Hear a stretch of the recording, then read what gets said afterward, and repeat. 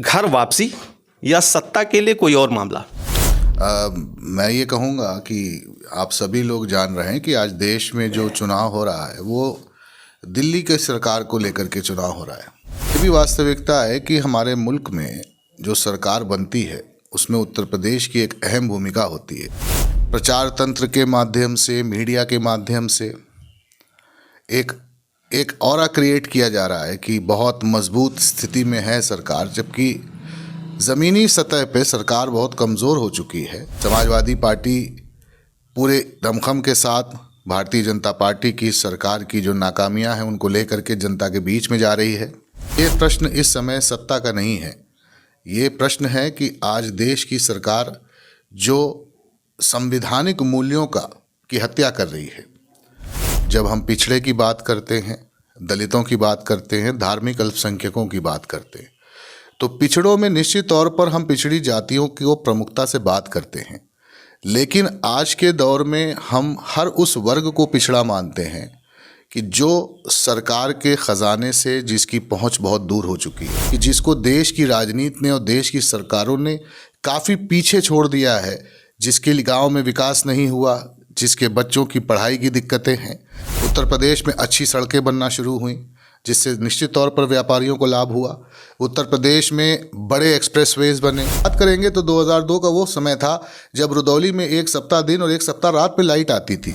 आज मैं कह सकता हूँ 7 साल हो गए आदरणीय योगी जी की सरकार को, एक भी यूनिट का कोई प्लांट भारतीय जनता पार्टी ने नहीं लगाया। जो दुष्प्रचार हो रहा था, अमुक जातियों को ही सिर्फ लाभ दिया जा रहा है, इसका दुष्प्रचार हो रहा था। रुदौली की सियासत जहां कई बार संशय में रही, कभी भी इसका सटीक निर्णय नहीं आ पाया, ऐसी सूरत हाल में एक नई शख्सियत का यहाँ पर उदय होता है। 90 के दशक में यहाँ पर एक शख्स ने एंट्री मारी जिन्होंने न कि बुजुर्गों और अधेड़ों में अपनी एक जगह बनाई, बल्कि खास जवानों में एक बड़ी वैल्यूएशन की स्थितियाँ पैदा करी। ऐसे में मैं स्वागत करूँगा अब्बास अली जैदी मियाँ का। स्वागत है सर। बहुत बहुत धन्यवाद सर। सबसे पहली बात तो ये कि घर वापसी या सत्ता के लिए कोई और मामला? मैं ये कहूँगा कि आप सभी लोग जान रहे हैं कि आज देश में जो चुनाव हो रहा है वो दिल्ली के सरकार को लेकर के चुनाव हो रहा है, और समाजवादी पार्टी के नेतृत्व में उत्तर प्रदेश में एक अहम और बहुत मजबूत लड़ाई शुरू हुई है। और ये भी वास्तविकता है कि हमारे मुल्क में जो सरकार बनती है उसमें उत्तर प्रदेश की एक अहम भूमिका होती है। और इस बार जबकि प्रचार तंत्र के माध्यम से, मीडिया के माध्यम से एक ऑरा क्रिएट किया जा रहा है कि बहुत मजबूत स्थिति में है सरकार, जबकि ज़मीनी सतह पे सरकार बहुत कमज़ोर हो चुकी है और सरकार से लोग निजात चाहते हैं, परिवर्तन चाहते हैं। और इस परिवर्तन की लड़ाई की अगवानी उत्तर प्रदेश में श्री अखिलेश यादव जी कर रहे हैं। सत्ता की जहाँ तक बात है, आप लोग देख रहे हैं चुनाव का समय है, समाजवादी पार्टी सरकार का हिस्सा हो सकती है केंद्र में सरकार बदलने पर। समाजवादी पार्टी पूरे दमखम के साथ भारतीय जनता पार्टी की सरकार की जो नाकामियां हैं उनको लेकर के जनता के बीच में जा रही है, और परिवर्तन का एक अच्छी सी रूपरेखा आदरणीय अखिलेश यादव जी के नेतृत्व में बनी है। ये प्रश्न इस समय सत्ता का नहीं है, ये प्रश्न है कि आज देश की सरकार जो संवैधानिक मूल्यों की हत्या कर रही है, जो लोकतंत्र की हत्या कर रही है, जिसके रहते संविधान को खतरा है, जिसके रहते नौजवानों के रोज़गार को लगभग समाप्त करा जा चुका है, जिसके रहते हुए आरक्षण को खतरा है। ऐसी सूरत में प्रश्न सत्ता का है ही नहीं, प्रश्न परिवर्तन का है। और ये परिवर्तन निश्चित तौर पर आदरणीय अखिलेश यादव जी के नेतृत्व में उत्तर प्रदेश से इस परिवर्तन की बुनियाद रखी जाएगी। अगर परिवर्तन की जहाँ तक बात की जा रही है तो पीडीए का एक एजेंडा लेकर के आप लोग आए हैं। इस पीडीए में क्या जनरल कैटेगरी वैल्यूएट नहीं कर रही है? देखिए, मैं इस बात को हमेशा कहता हूँ कि पीडीए, जब हम पिछड़े की बात करते हैं, दलितों की बात करते हैं, धार्मिक अल्पसंख्यकों की बात करते हैं, तो पिछड़ों में निश्चित तौर पर हम पिछड़ी जातियों की प्रमुखता से बात करते हैं, लेकिन आज के दौर में हम हर उस वर्ग को पिछड़ा मानते हैं कि जो सरकार के ख़जाने से जिसकी पहुंच बहुत दूर हो चुकी है, जिसके लिए सरकार कार्य नहीं करती। हमारे लिए वो ब्राह्मण भी पिछड़े में शामिल होता है, वो क्षत्रिय भी पिछड़े में शामिल होता है, अन्य सभी वर्ग पिछड़ी जातियों के साथ साथ शामिल होते हैं कि जो बहुत कड़े परिश्रम के बाद 2 वक्त की रोटी की व्यवस्था कर पाते हैं। तो यहाँ पिछड़ा समाज की बात है कि जिसको देश की राजनीति ने और देश की सरकारों ने काफ़ी पीछे छोड़ दिया है, जिसके लिए गाँव में विकास नहीं हुआ, जिसके बच्चों की पढ़ाई की दिक्कतें हैं, जिसके लिए स्वास्थ्य संबंधित परेशानियां हैं, जिसके लिए रोज़गार की परेशानी है।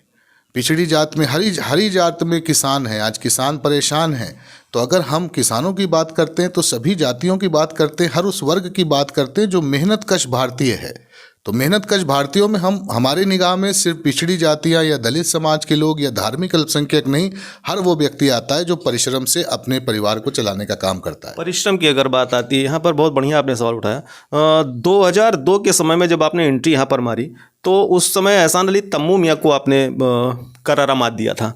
मैं जानना चाहूँगा कि उस समय की, चूँकि यहाँ पे मुस्लिम बहुलता है आप, और उस समय के बाद अचानक 17 के दौरान ये परिवर्तन कैसे हुआ? आपकी जो मुस्लिम माइनॉरिटी जो है वोटिंग थी, कैसे क्या चेंजेस आया और क्या हुआ जो आपको थोड़ा सा यहाँ पर नेग्लेक्शन महसूस करना पड़ा? देखिए, आप एक चुनाव की तुलना दूसरे चुनाव से नहीं कर सकते। हर चुनाव अलग मुद्दों पे होता है, एक अलग किस्म का वातावरण होता है। उत्तर प्रदेश में 2002 में जब मैं पहला चुनाव लड़ा था तो मुख्य मुकाबला बहुजन समाज पार्टी दूसरे नंबर पे थी, लेकिन उस वक़्त भारतीय जनता पार्टी के आदरणीय विधायक श्री आचार्य रामदेव वैश्य जी सिटिंग विधायक थे और भारतीय जनता पार्टी के खिलाफ मतदान हो रहा था। तो उसका भी हम लोगों को लाभ मिला। समाजवादी पार्टी ने मुझे एक कार्यकर्ता के रूप में एक प्रत्याशी बनाया था।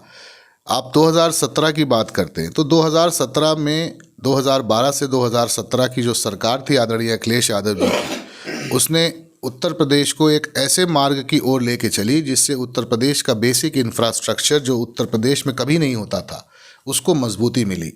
उत्तर प्रदेश में अच्छी सड़कें बनना शुरू हुई जिससे निश्चित तौर पर व्यापारियों को लाभ हुआ।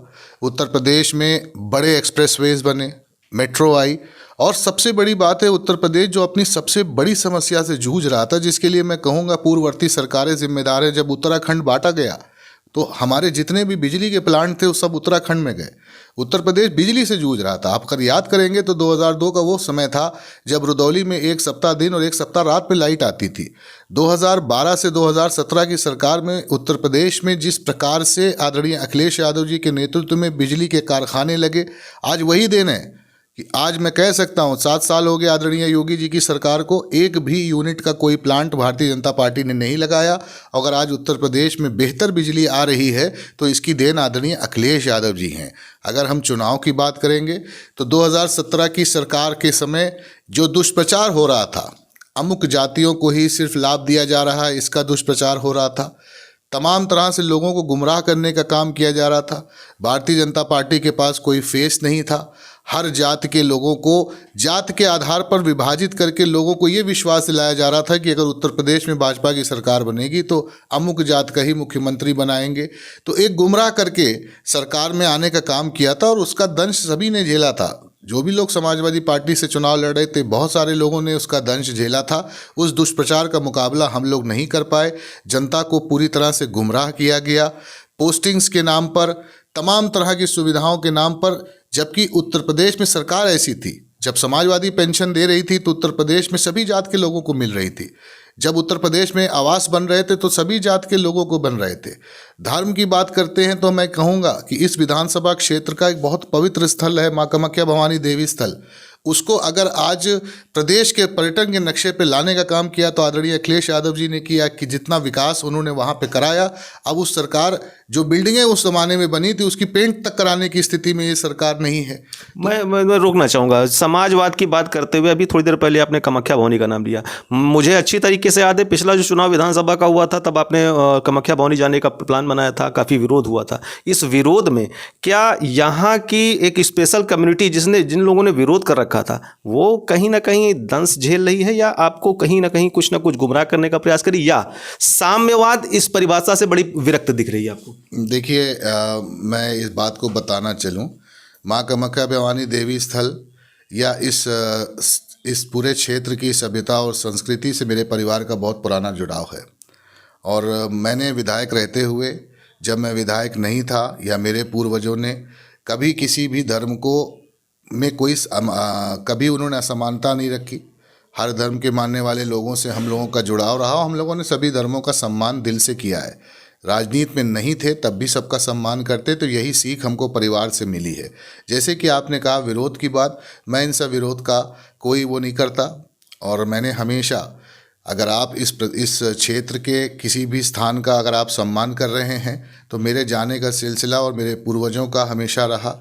हम इस क्षेत्र के सभी ऐसे स्थानों पर जहाँ पर लोगों की आस्था है या लोगों का विश्वास है या लोग जिसका सम्मान करते हैं, हम लोगों ने हमेशा सम्मान किया, आगे भी करेंगे। किसी विरोध के चलते हम अपनी सोच नहीं बदल सकते, क्योंकि ये विरोध जो भी था, लोग जानते हैं कि ये भारतीय जनता पार्टी का प्रायोजित विरोध था। और जिन लोगों ने विरोध किया था, मैं सैकड़ों तस्वीरें दिखा सकता हूं कि जहां उन्होंने अपने स्थानों पर भी बुला करके मेरा स्वागत किया है। मेरे पास ऐसी बहुत सी तस्वीरें हैं। लेकिन अगर आप प्रोग्रेसिव सोच रखते हैं तो कभी भी विपक्ष की किसी ऐसी पिच पर आप खेलने नहीं जाएंगे कि जिस पे खेलने में आपका अहित हो। और भारतीय जनता पार्टी सिर्फ यही चाहती है कि देश में और प्रदेश में रोज़गार पे बहस ना हो, विकास पर बहस ना हो, महिला सुरक्षा पे बहस ना हो, बढ़ते अपराध पर बहस ना हो, बढ़ती बेरोज़गारी पे बहस ना हो, बढ़ती महंगाई पे बहस ना हो। वो कहीं ना कहीं जनता के मन में धर्म की जो प्रति विश्वास और आस्था है, देश का हमारा भारतीय नागरिक, वो किसी भी धर्म का मानने वाला अपने धर्म के प्रति बहुत मजबूती से विश्वास रखता है। तो ऐसे धार्मिक उन्माद छेड़ करके जनता का ध्यान गुमराह करने वाली ताकतें अब धीरे धीरे कमज़ोर हो रही हैं। लोगों के भी समझ में आ रहा है कि धर्म के साथ साथ किसी भी परिवार के मुखिया का जो धर्म है कि परिवार अच्छे रूप से चले, परिवार में तरक्की हो, खुशहाली हो, वो भी ज़रूरी होता है। और इसी के चलते आज देश में एक बड़ा परिवर्तन आएगा। और हम ये कहेंगे कि उत्तर प्रदेश उस परिवर्तन की राह हमवार करेगा, और उत्तर प्रदेश में वो परिवर्तन का नेतृत्व श्री अखिलेश यादव जी ही कर रहे हैं। अंतिम सवाल, 22 में बसपा ज्वाइन करना, अचानक फिर सपा आना, कितना प्रभावी रहेगा इस बार लोकसभा? देखिए, मैं इतना कहूँगा, हम समाजवादी पार्टी में हम सभी लोग 1993 में जुड़े थे। उस वक्त मैं कॉलेज में था, लखनऊ यूनिवर्सिटी में पढ़ता था। और 1993 में आदरणीय नेताजी को आदर्श मान करके, उनके विचारों से प्रभावित होकर के हम लोग समाजवादी पार्टी के एक साधारण कार्यकर्ता के रूप में शामिल हुए थे। और समाजवादी पार्टी के लिए काम करने में एक अंदर से एक इच्छा होती थी कि काम किया जाए।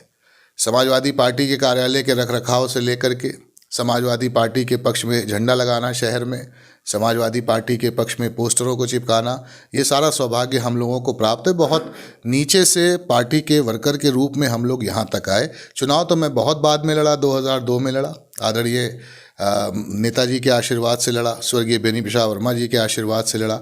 हम इन सारे लोगों के आशीर्वाद से चुनाव बहुत बाद में लड़े, लेकिन समाजवादी विचारधारा थी, इसीलिए समाजवादी पार्टी में गए थे और समाजवादी पार्टी में पूरे 29 साल गुजारे। ये दुर्भाग्य था मेरा, और मैं ये कह सकता हूँ कि ये समय नहीं है कि हम उस पर बात करें, लेकिन हाँ, ये ज़रूर है कि उस वक्त ये मेरा दुर्भाग्य था कि मुझको समाजवादी पार्टी छोड़नी पड़ी। लेकिन ये सौभाग्य भी है, और मैं धन्यवाद दूंगा आदरणीय अखिलेश यादव जी को कि आज जब देश में एक बहुत ही महत्वपूर्ण लड़ाई हो रही है, ऐसे मौके पर उन्होंने पुनः मुझको समाजवादी पार्टी में स्वीकार करके उस लड़ाई का हिस्सा बनने का मौका दिया। इसके लिए मैं उनको धन्यवाद दूंगा। बहुत बहुत धन्यवाद। कहने का अभिप्राय बस ये है कि लोकसभा की चुनाव के लिए समाजवादी पार्टी से रुदौली में पूर्व विधायक रहे अब्बास अली जैदी ने अवधेश जी को सपोर्ट देने का पूर्णतः निर्णय बना लिया, और विजयी बनाने की पूरी कोशिश उनकी रहेगी।